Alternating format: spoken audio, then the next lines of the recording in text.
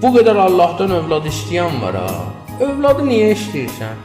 Ölən günümdə mənə baxsın. Haçan olur ki, o qədər olub ki, övlad sənə baxmır.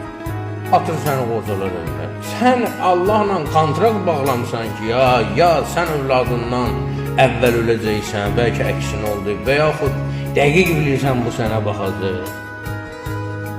Belə təqribən götürəndə olar, düz deyir.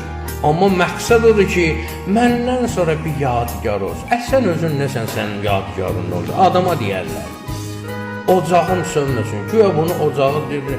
Bilirsin necədir, mən bunu övlad olmaq sonra bu qısa qoyurlar. Məsələn, harısıdır, sosial şeydir. Cəmaat ağzına gələn yazır ki, sən nə üçün var cəmaatla? Məsələ o deyil.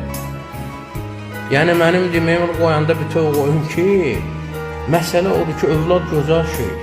Övlad olsun, amma sənə savabı gətirən adam olsun, səni günaha batıran olmasın.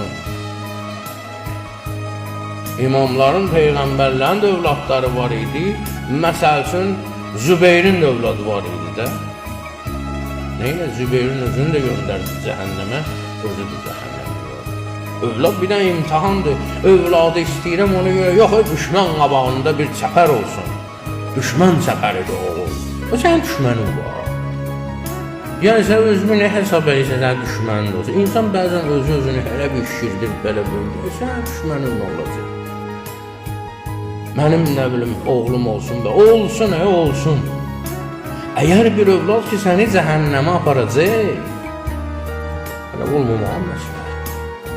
Və yaxud olacaq isə, demişəm buna, ən çox sevdiyim şeirlərdən biri də övladından o həsrət çəkənlərdən biri, övladından əziyyət çəkənlərdən biri yazmışdı ki, ey çəkən övlada həsrət, gəl eşit fəryadımı, sən mənə həsrət bağışla, mən sənə övladımı.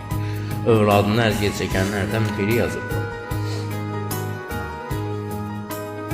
İnsan övladı da istəyər, Allahdan övlad da istəyər.